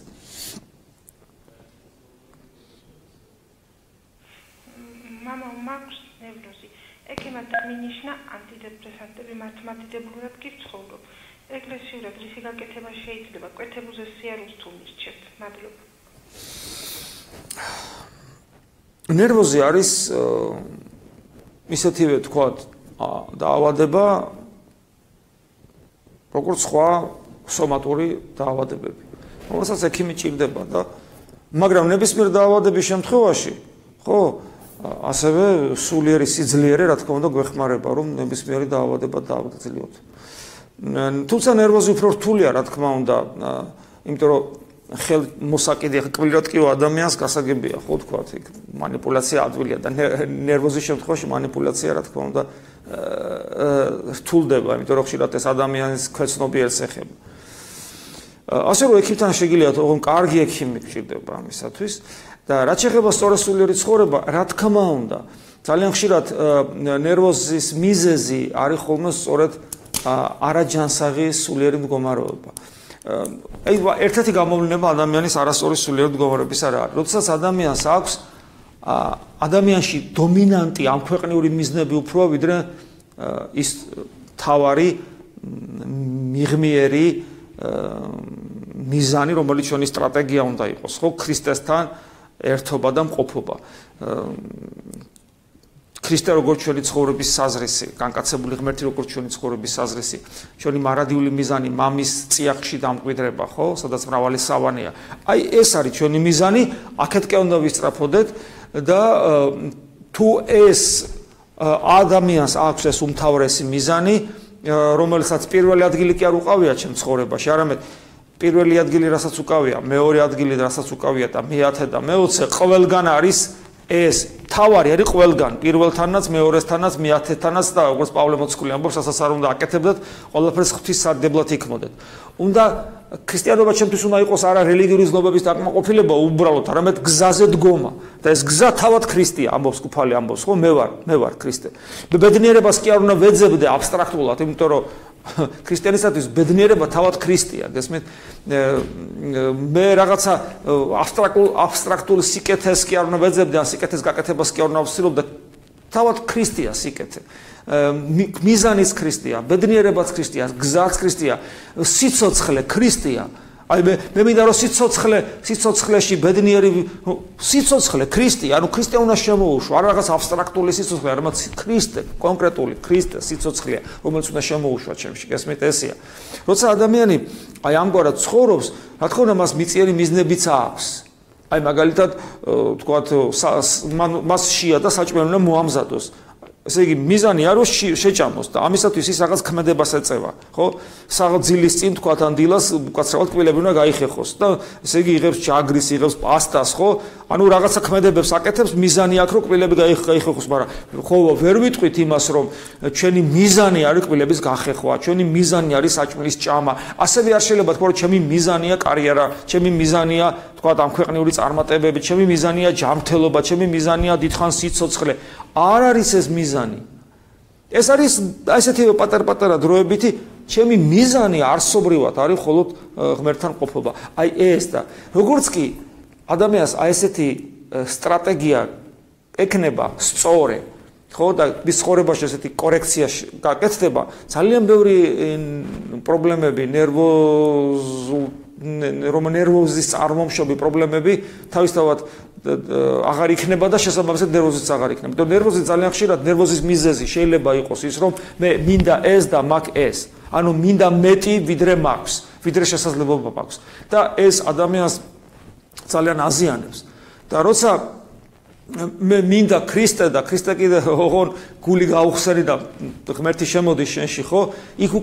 იქ თლიანად ადამიანი რეალიზდება როგორც პიროვნება, რომელიც ხელსრულაც არ გიშლის, რომ მიწიერი თქვა მიზნებიც აკეთო, საჭმელიც მოიმზადო, კბილებიც გაიხეხო და სამსახურშიც იარო. მაგრამ ის არ არის მთავარი ეს არის. აი სულიერი თვალსაზრისით მე ვფიქრობ, რომ ჩემის აზრით ეს ძალიან დაგვეხმარება, რომ თქვა აი ამ სომატური პრობლემისაგან გავთავისუფლდეთ. პლუს ექიმის დახმარებაც, რა თქმა უნდა, კარგი ექიმის დახმარებაც შესაძლებელია და სასარგებლო იქნება. როგორც მითხეს ზარია პირდაპირ ეთერში. ანუ დაგულოს ეს ქრისტეასგა. ჭეშმარიტად აღსდგა. მამა ასეთი შეკითხვა მაქვს მე აი თქვენი ქადაგებები მონაცემენი მაქვს ინტერნეტში და აი ასეთი რაღაცა გაქვს ნათქვამი რომ ჩვენ ღმერთთან ურთიერთობა არ შეგვიძლია და ადამიანს რომ შეესწოდა ღმერთთან ურთიერთობა არ შეესწოდა ამ სიტყვას ანუ მე ვერ ჩავწვდი რა და აი რომ უფრო აი დაბალი რანგი და რომ გამგვიმართოთ ადვილად რომ გავიგოთ რა აი ხა როგორ შეიძლება ვთქვათ რომ ახლა პავლე მოციქული ღმერთთან ურთიერთობა არ შეეძლო როცა მისი სახელის გულისთვის თავი მოკვეთეს როგორ შეიძლება ვთქვათ აი იობზე მაგალითად რომ მას ღმერთთან ურთიერთობა არ შეეძლო აი ეს რომ კარგად ამიხსნათ რა რომ აი მარტივად რომ გავიგო მადლობა დიდი იცით რა შეასაქმე მე ვერ გეტყვით რომ ამ ფრაზის გაგება რომ ღმერთთან ურთიერთობა შეუძლებელია რაციონალურად შესაძლებელი იყოს ვერ გეტყვით ამის გაგება იმიტომ რომ ეგრო რაციონალურად შესაძლებელი ყოფილიყო ქრისტე თვითონ იყო და ქრისტე ამბობს წმინდა წერილში იმედია კითხულობთ და იქ არის ესეთი სიტყვები რომ ადამიანისათვის შეუძლებელია ღმერთთან ურთიერთობა აი აკლემი უფრო ადვილად გაძვრება ნემსის ხვრელში აკლემი და ნემსის ხვრელი აკლემი უფრო ადვილად გაძვრება ნემსის ხვრელში ვიდრე ესე იგი ადამიანის შევასასუფრებლში ეს პრობლემა ქრისტეს დაყენებული აქვს იქ და აბა ვიღაც ხონდებაო მოციქულები გაოცდებია ხო ვიღაც ხონდება და აი უფალი იქ აძლევს საოცარ განმარტებას რომელიც კვლავ არ არის პასუხი თქვენ კითხვაზე მაგრამ არის განმარტება ღმერთის მიერ არის შესაძლებელი აი პავლე მოციქულზე გაგახსენებ პავლე მოციქული გახსოვთ ერთ ადგილას პავლე თქვენ ხო ამბობთ პავლე და პავლე გეთახმება იონე ქროპირი ამბობს რომ პავლეზე დიდი არ დაბადებულა და მეც ესე ვფიქრობ რომ პავლე არის ნუ არ ვიცი საოცრებაა პავლე საოცრებაა ჩვენ სამწუხაროდ ძალიან ხშირად ზარმაცობთ ხოლმე და მის ეპისტოლეებს არ ვკითხულობთ და ეს არის საოცრება და ძალიან ღრმა და ძალიან გულმხურვალი სულით მდუღარე იყვანეთ პავლე მოციქული გვასწავლი და აი ეგეთი მდუღარე თუ შეიძლება ადამიანი იყოს წარმოუდგენელი მაგრამ ნახეთ პავლე მოციქული რას ამბობს ახსარება პავლე მოციქულისა მე მინდა ზეციერი აი პავლეს უნდა ზეციერი ანუ როგორც თქვით ქრისტე როგორ უყვარს ხო მინდა მაგრამ რას ვაკეთებ პავლე რას ამბობს მიწიერს ვაკეთებ ჩემში თითქოს ორი ადამიანია მე ერთი მინდა და მეორეს ვაკეთებ ზეციერი მინდა და მიწიერს ვაკეთებ ხო და ვინ მიხსნის ამისგან პავლე ამბობს და მე უფალს შეღაღადებს იესო ქრისტე მიხსნის ანუ გასვით პავლესა ეგ პრობლემა პავლეს და ჩვენ რა გავნო ვთქვათ ხო ცოდვის არსი სწორედ ამაშია გახსოვთ წაიკითხეთ აბა კარგად გადაავლეთ თვალი ჩაუღმავდით და წმინდა წერილის კითხვა როგორ უნდა ისე კი არა რომ ვთქვათ აი როგორც ვთქვათ რაღაც მარტივ ლიტერატურას ვკითხულობთ ყოველი მუხლება თქვა დაყოფილე მუხლს წაიკითხა უნდა დასვა კითხვები რას ნიშნავს ეს? აი, არის ხოლმე ესეთი ტენდენცია, რომ თქვათ, ერთი თავი სამოციქულო, ერთი თავი სახარება. ეს არის წესი, კანონი და გასაგებია დასაწყისში ეს ნორმალურია, მაგრამ მე უკვე ხო, არ შეიძლება ეს ერთი თავი შეიძლება ერთმა მუხლმა მთელი სულ გამაჩეროს, იქა და ჩავვახ ეს მუხლი რას ნიშნავს? ეს რატო ამბობს ამას უფალი? რას მეუბნება? რისი თქმა სურს? რა სიღრმე არის აქ? რას ნიშნავს? რატომ? გესმით, ეს ძალიან ღრმა არის და იქ განმარტებას ვნახავ, ანუ ყოველდღიური კავშირი წმინდა წერილთან სიღრმისეული და აღმოჩნდება რომ იქ არის უამრავი რამე ისეთი რომელსაც მე პასუხი ესე ცალსახად არ არის უბრალოდ ამაზე ესე ცალსახად პასუხი თუ რას ნიშნავს რომ ადამიანს არ შეუძლია აი ადამთა ევას ისტორიაში იქ არის რომ სიღრმისეულად რომ ჩაუღმავდები აღმოაჩენ რომ იქ ღმერთმა კი არ გამოაგდო ღმერთი როგორ ახლა შვილმა რო გაგაბრაზოს გააგდებ კაცო აი 5 წლის ბავშვმა რომელსაც არაფერი არ იცის ადამ და ევას იქ კარგად ჩანს სიღრმისეულად ანალიტიკურად თუ წაიკითხავ რომ ადამს აღარ შეუძლია ღმერთთან ყოფნა და ის რაც ადრე მას ბედნიერებას ანიჭებდა ღმერთთან ყოფნა ღმერთი ხო ბედნიერების სიცოცხლის სიხარულის წყაროა ხო ისეთი რამე დაემართა ადამს რომ ღმერთი მისთვის ტკივილის შიშის ძრწოლის უბედურების წყაროთ იქცა აღარ შეუძლია ღმერთთან იტანჯება ღმერთი აი როგორც გახსოვთ ქრისტე ხო ბედნიერების წყაროა და ეშმაკეული სპირით ეშმაკი რო ელაპარაკება სახარებაში ხო იქ არის იტანჯება ქრისტესთან არის და იტანჯება ქრისტესთან ეშმაკი ცოცხალი არსებაა კაცო ანგელოზი იყო ხო იტანჯება სიცოცხლის ბედნიერების წყაროსთან ახლოს იტანჯება გესმით ადამიანს აღარ შეუძლია ღმერთთან ყოფნა შეიძლება რაც უნდა ძლიერი ორგანიზმი გქონდეს წყალში ხო ვერ იცხოვრებ შიგნით თევზები ცეცხლში ხო ვერ იცხოვრებ შეუძლებელია კოსმოსში ვაკუუმში ხო ვერ იცხოვრებ შეუძლია ანუ ადამიანური ბუნებისათვის შეუძლებელი გახდა ღმერთთან ყოფობა პავლე მოციქულის მაგალითზე გაჩვენეთ ყველა წმინდანის მაგალითზე ნახეთ მათი ლოცვები როგორია ყველა წმინდანის მათი ლოცვები ის რომელიღაც დილის ლოცვებში არის ეს არ აქვს მნიშვნელობა ხა ამივარდა თავიდან უდიდესი მამა არის უდიდესი და დილის ლოცვებში აიცით თქვენ ხო მაკარი დიდი თუ არ ვსწრებ ხო ღმერთს შენდობას თხოვს რომ შენ წინაშე არაფერი სიკეთე არ გამიკეთებია წარმოი მაკარი დიდი ამბობს არაფერი სიკეთე შენ წინაშე არ გამიკეთებია მაკარი დიდი ამბობს პავლე მოციქულესი ამბობს იონე ქრობელი ბასილი დიდი ყველა სიმონ ახალი ღვთისმოწმე ყველა და რა არის ცოდვა ადამიანის შეუძლებლობა იყოს ღმერთთან ქრისტე რას ამბობს გაიხსენეთ არსად არ ამბობს ესეთ რამეს რომ შენ ცოდვები უარყავი შენში ხო არის ცოდვები უარყავი და გამომყევი ესეთ რამეს არ ამბობს აბა გაიხსენეთ რას ამბობს შენი თავი უარყავი და ისე გამომყევი ვინც არ წარიწყმიდოს საკუთარი თავი და ჩემთვის გინასახარებისათვის და არ გამომყვევს ანუ შენი თავი ვინც არ დაიბადოს მეორედ ანუ სხვა არსებად უნდა იქცე ის ძველი არსება ვინც არ იშვება მეორედ ვერ შევა სასუფეველში ეხლა რატო არ შეიძლება ამაზე მეტად ახსნა რაციონალურად იმიტომ რომ ეს არის განცდის სფერო უკვე შეუნდა განიცადო ადამის მდგომარეობა რომელშიც ის აღმოჩნდა მას შემდეგ რაც ღმერთს ზურგიში აქცია ეს უნდა განიცადო თუ ეს არ განიცადე ანუ ჯოჯოხეთი რა არის ჯოჯოხეთი ღმერთთან ყოფნის უნარობა არის ჯოჯოხეთური მდგომარეობა თითოეულმა ჩვენთაგანმა საკუთარი ჯოჯოხეთი უნდა განიცადოს სილვან ათონას სწორედ ეს უთხრა უფალმა ცხონების გზად ანგელოზმა გამოუცხადა და ამ ყოფეს შენი თავი ჯოჯოხეთში მაგრამ იმედი არ დაკარგო ეს არ არის მეტაფორა რეალურად შენი თავი განიცადე რა მდგომარეობაში ეს არის ჯოჯოხეთური მდგომარეობა სხვა საკითხია როგორ გავაკეთოთ ეს და ამისათვის არსებობს სწორედ ის სიხასტური ლოცვის პრაქტიკა გონიერ ლოცვას რომელსაც უწოდებენ რომელზეც ჩვენ პერიოდულად საუბრობთ ხოლმე მომავალშიც ვისაუბრებთ სწორედ ის სიხასტური ლოცვის პრაქტიკა გონიერი ლოცვა რომლის გასაღები არის იესოს ლოცვა ოღონდ არა უბრალოდ ეს ხუთი სიტყვა როგორც ასეთი არამედ იმ პრინციპით როგორცაც ათონელი მამები გვასწავლიან გრიგოლ პალამა როგორცაც გვასწავლის ხო აი ეს გრიგოლ პალამას მოძღვრება შეიძლება ასე თქვა სიმონ ახალი ღვთისმოწყალეს მოძღვრება ხო აი ეს ყველაფერი გვასწავლის თუ როგორ დავინახოთ საკუთარი თავი ჯოჯოხეთში რეალურად რომ მე იქიდან შევძახოთ უფალს უფალო გვიხსენ ჩვენ უფალი ჩადის ჯოჯოხეთში ხო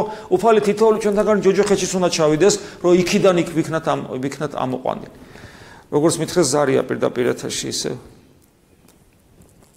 ხო გაითიშავა როგორც მითხრეს მე სანამ გავაგზავნებდი მინდა რომ იმ ტელემაყურებლებს რომლებიც ახლა შემოგვიერთდნენ 10 საათისთვის უკვე 11 დაიწყო ბოდიში მოუხადო ჩვენი ტელევიზიის სახელით და ჩემი სახელითაც რომ დღეს 9 საათზე დავიწყეთ და ამიერიდან ვეცდებით რომ ყოველთვის 9-ზე იყოს ეს გადაცემა შეიძლება მათ თქვენთაგან მარიცოდა და გვიან ჩართო ტელევიზორი ჩავთვალეთ რომ ეს უფრო უკეთესი დრო არის ნაკლებად აღლილები ვართ და უფრო მეტად ვახერხებთ ესეთ სიღრმისეულ თემებზე საუბარს და ესე იგი ჩვენ საუბრობდით მენასაცხებლე დედებზე და შესაბამისად თქვით რომ მათი უანგარო ერთგულება გახდა მიზეზი იმისა რომ სწორედ მათ ეცხადება უფალი და შემდეგ მენასაცხებლე დედები ხდებიან თავად მოციქულები და როგორც ამბობენ ხოლმე თუ ერთად განვიხილავთ ერთ კონტექსტში ზარია კარგით მაშინ აბა გისმენთ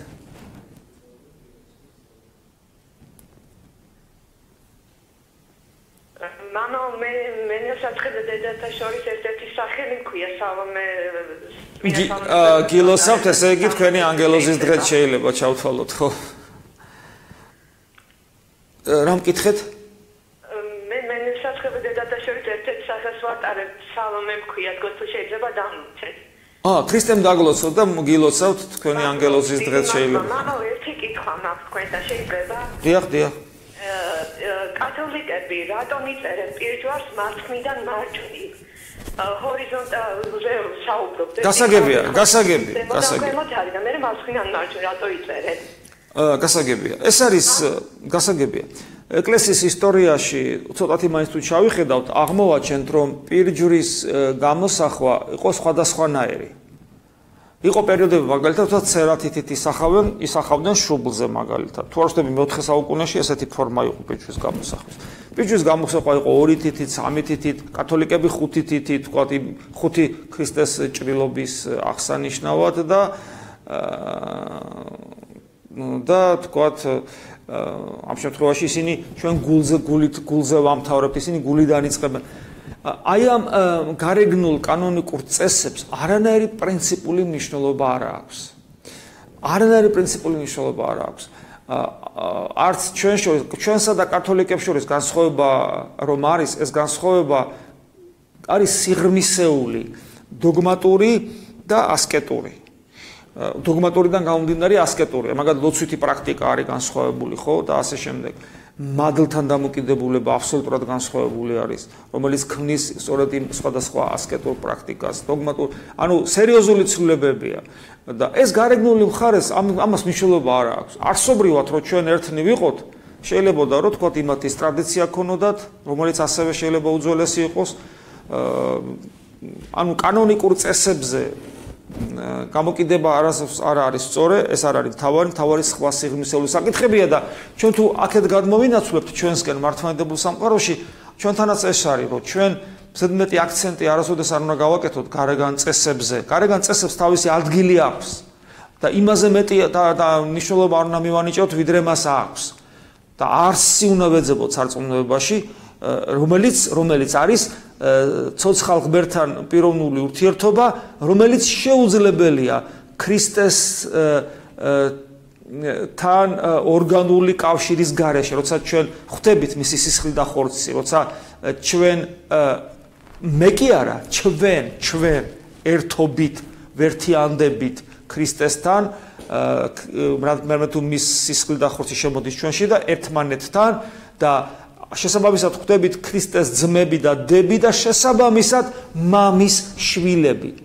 გესმით? აი არსი ეს არის და სულიწმინდა ჩვენი მოძღვარი, რომელიც გვასწავლის, როგორ დავემსგავსოთ, როგორ მივბაძოთ და როგორ დავემსგავსოთ ქრისტეს. არსი ეს არის ქრისტიანული ცხოვრების და არა გარეგანი წესები, რომელსაც მხოლოდ დამხმარე ესე იგი ჩვენი ამ თავარ მიზანში დამხმარე საშუალებებს წარმოადგენენ ეს გარეგანი კანონიკური საშუალებები. აუცილებელი, მაგრამ მხოლოდ დამხმარე. როგორც მითხეს ზარია პირდაპირ ეთერში. ჭეშმარიტად აღსდგა. დამლოცეთ. გაიხარეთ. შეკითხვა მაქვს, შეკითხვა კერება მათ ალბათ რჩევა მინდა კითხოთ, აპატიცოთ ასე ნერვიულობ და ნუ ნერვიულობ. მეორე კურსის სტუდენტი ბიჭისტი ქაროსანი, რომელმაც მოულოდნელად განაცხადა, რომ ის მონასტერში მიდის და ალბათ სასანებებს და ასე შემდეგ, რა თქმა უნდა ეს სასიხარულოა, მაგრამ მაინც რაღაცნაირად ძალიან განიცდი და სანუქეშოც რას მეტყოდით ესე, რაღაცნაირად ბოლომდე ნუგეშის მოცემას მაშინ ვეცდებოდი, შევძლებდი თუ მეცოდინებოდა ვინ არის თქვენი შვილი და სადმით, საწავით და კონკრეტულად. ანუ ვიცი რომელ მონასტერში მიდის და ვიცი ვინ არის. ანუ თუ ადამიანი მართლა ქრისტესათვის მიდის და თუ იქ სადაც მიდის, იქ სწორედ ქრისტესაკენ სავალ გზას აჩვენებენ და ასწავლიან და ლოცვას ასწავლიან და ღვთისაკენ სავალ გზას აჩვენებენ, მაშინ ესე იგი საქმე კარგად არის. თუ სამწუხაროდ არის ხოლმე ესე ვთქვათ мотиваცია მონასტერში წასვლისა შეიძლება არ იყოს, ვთქვათ რაღაცას გავრბის და არა იმიტომ რომ ვთქვათ მაინდა-მაინც ქრისტე. გესმით, უამრავი ნიუანსი აქვს, შესაბამისად რეალურად სამწუხაროდ არსებობს. და აი ამ კუთხიდან, მაგრამ თუ დაუშვებთ იმას, რომ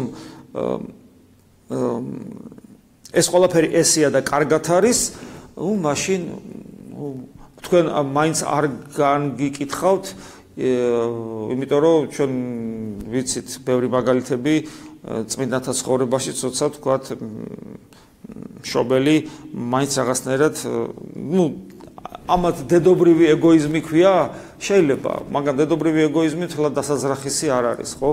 ესეა და საერთოდ ჩვენი ცხოვრება ძალიან წარმავალია, ისეთ მე ალბათ ყველა სხვა მოძღვარის დამეთანხმება, ჩვენ ძალიან ბევრ ადამიანებთან გვაქვს ურთიერთობა და ვერ ვიტყვით, რომ ადამიანი ბედნიერია უფრო ანუ ამ სოფელში დარჩენილი დაოჯახებული ადამიანი უფრო ბედნიერია ვიდრე მონასტერში წასული ადამიანი. ვერ ვიტყვით ამას. მე საბოლოო ჯამში აღმოვაჩენთ ხოლმე, რომ ბედნიერებისათვის აუცილებელია, რომ ადამიანი სწორად მიდიოდეს ღვთისკენ და ღმერთთან ერთობაში იყოს. და თუ მონასტერში ადამიანი ღმერთთან ერთობაში, ის არის ბედნიერი. თუ მონასტერში არის და ღმერთთან ერთობაში არ არის ბედნიერი. ერშიც თუ არის თქვათ ღმერთთან ერთობაში არის ბედნიერი და თუ ღმერთთან ერთობაში არ არის, რაც არ უნდა კარგი ოჯახი ქონდეს და წარმატებული კარიერა, მაინც არ არის ბედნიერი. საბოლოო ჯამში მაინც ეს არის მთავარი, იმიტომ რომ იცი რა, დღეს ხვალე და ჩვენ ყველანი გარდავიცვლებით და ჩვენ ყველანი ღვთის წინაშე წარვდგებით და ჩვენი სამშობლო, ჩვენი საბოლოო სავანე მამის წიაღშია. ხო და რა ვიცი, მთავარი არის თქვენ უფრო კარგად იცით თქვენი შვილი რამდენად სერიოზული ქრისტიანია. ეს აბას ძალიან დიდი მნიშვნელობა აქვს. ხო და წაუკითხავ წიგნზე არ ვჯელობენ, ჩემთვის ახლა თქვენი შვილის და ის მონასტერი სადაც წავიდა, წაუკითხავი წიგნია. ხოლო თუ ყველაფერი კარგად არის, პრინციპში შეიძლება ითქვას, რომ მოსალოცათა გაქვს საქმე, იმიტომ რომ ხო, თუმცა აქ არის ერთი რამ, რომ განათლება ასევე ცუდი არ არის. ცუდი არ არის, რომ საერო განათლება ქონდეს მონაზონს ბერს, იმიტომ რომ ამის მაგალითები იგივე პასილდიდი და იონე ოქროპირია, რომელსაც უდიდესი განათლება ქონდათ, ესეც არის და საერო განათლებას გულისხმობ. ასე რომ ღმერთი შეეწიოს თქვენ შვილს და თქვენს ოჯახს. ზარია პირდაპირ ეთერში.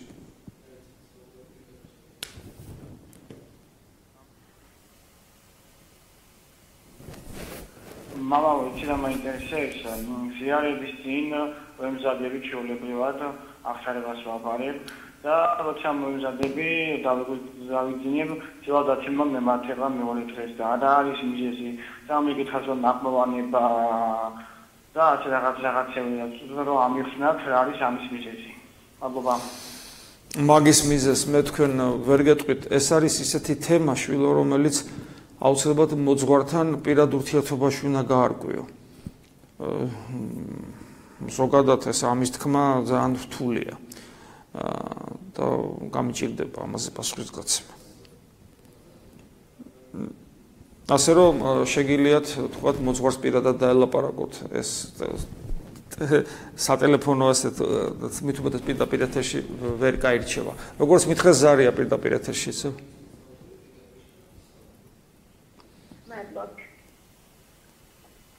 Mama, შეკითხვა მაქვს თქვენთან ასეთი ქრისტე აღსდგა. ჭეშმარიტად აღსდგა.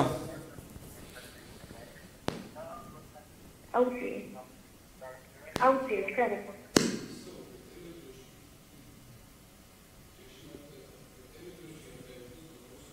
თავი ხარ. მამა.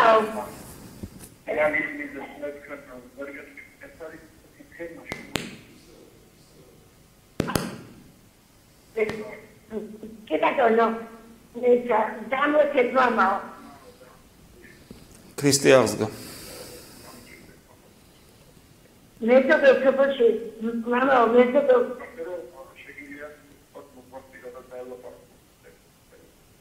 Dame con.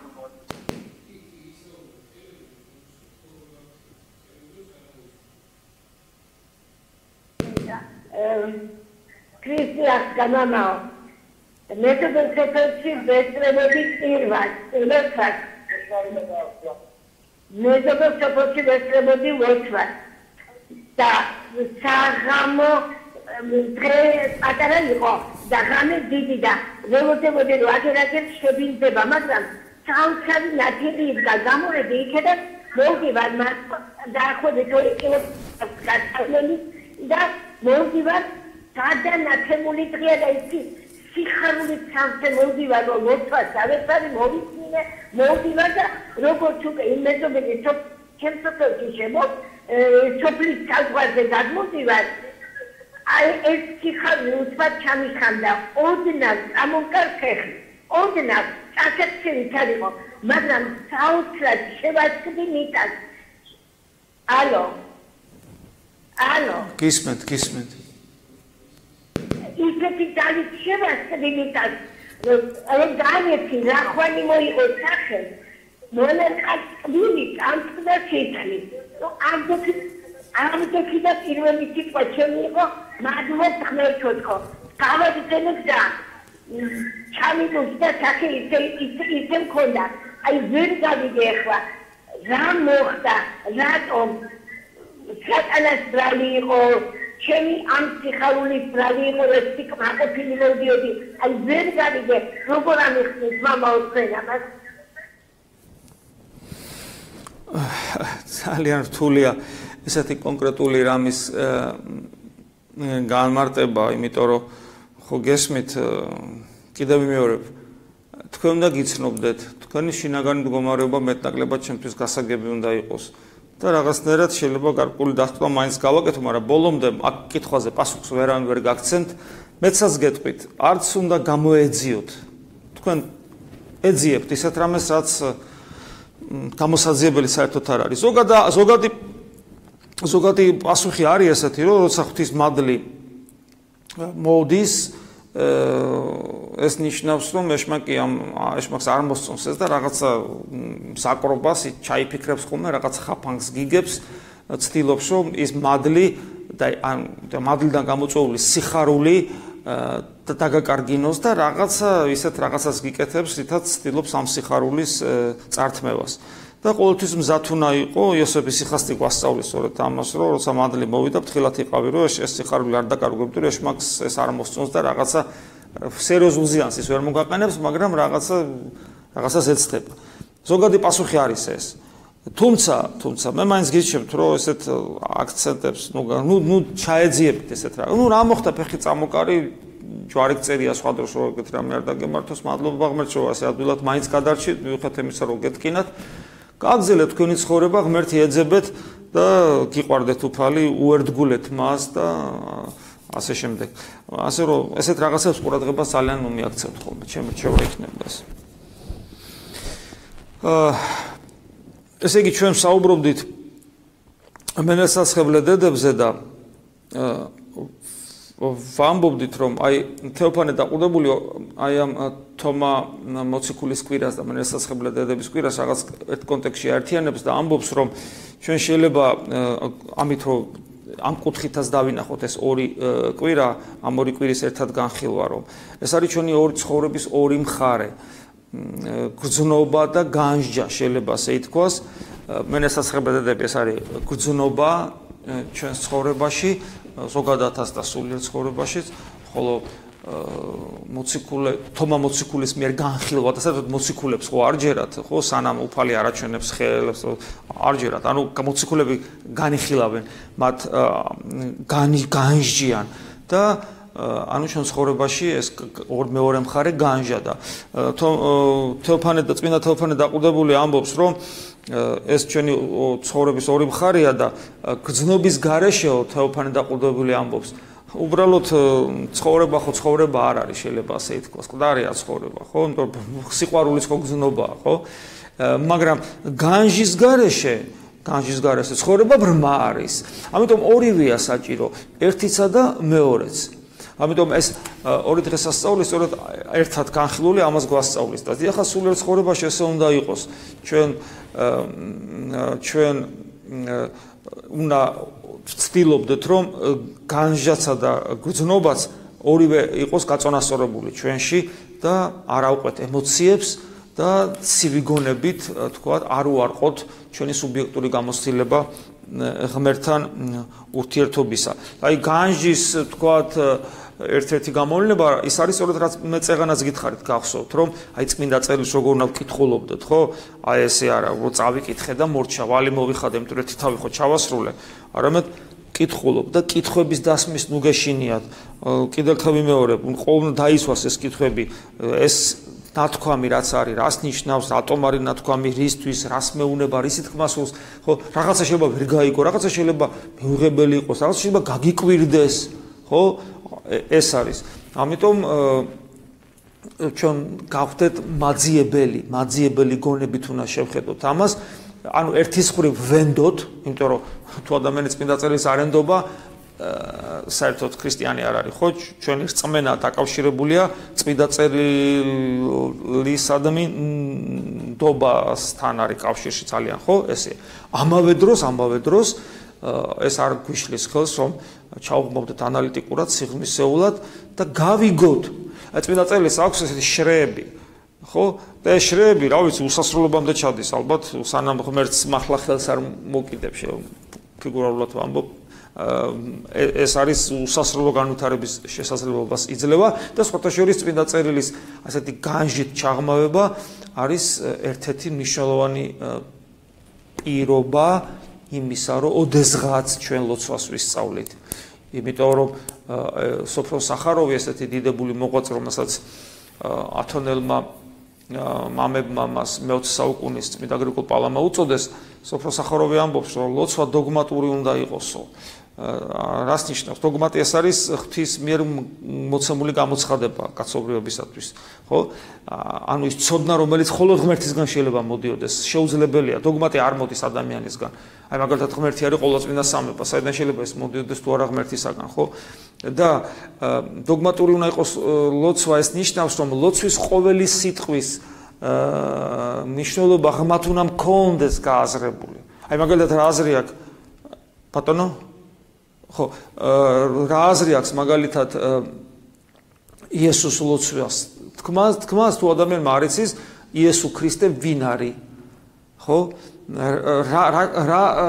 რა ერთობაშია უფალო იესო ქრისტე ხო რას ნიშნავს შემი წყალე თუ ამ სიტყვების მნიშვნელობა ზუსტად სიღრმისეულად არ იცის ან მაგალითად მამაო ჩვენოში მოვედინ სუფევა შენი რას ნიშნავს რატომ მამაო ჩვენო რას ნიშნავს მამაო ჩვენო რატო ვეუნები ღმერთს მამას რა კადნიერებაა ესეთი ხო პური ჩვენი არსობისა რა არის ეს რას ნიშნავს წმინდა იყავს სახელი ანუ თუ ამ სიტყვების მნიშვნელობა სიღრმისეულად მე არ ვიცი ხო უბრალოდ აი ლოცვასა და თქვა წმინდა წერილის შორის კავშირი ყველაზე კარგად სწორედ მამაო ჩვენოში ჩანს იმიტომ რომ მამაო ჩვენო წმინდა წერილის ტექსტია და წმინდა წერილის ყოველი მუხლი და სიტყვა კონტექსტში გასააზრებელია.